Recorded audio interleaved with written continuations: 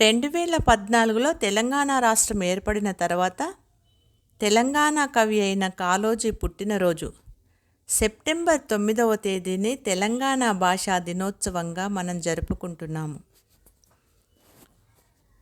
ప్రస్తుతం నేను చదువుతున్న కవిత కాళోజీ. రచన గడ్డం సులోచన.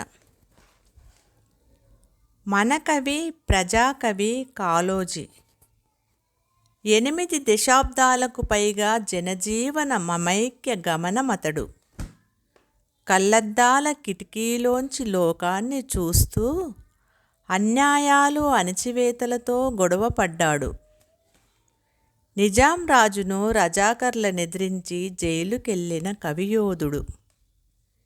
నిర్భీతిగా ఎవరినైనా దేనినైనా నిలదీసి నిగ్గదీసి ప్రశ్నించే కలంగలం. బడిపలుకుల భాషను దండించి పలుకుబడుల భాషనెత్తుకొని ప్రజా జీవితమయ్యాడు, ప్రజల మనిషి అయ్యాడు. యాస భాష సంస్కృతులను ప్రేమించి శ్వాసించి జీవించి జనచేతనయై ఆలోచనలు రగిలించాడు. ప్రాంతీయం దేశీయం విశ్వజనీనమై సాగిన సాహితీ ప్రస్థానం, ఆదర్శం ఆచరణ ఆయన జీవనయానం. ఎందరో కవుల కళలకు కదలిక అయినది. ముందు తరాలకు మార్గదర్శనమై అభ్యుదయ ప్రవాహమై సాగుతున్నది.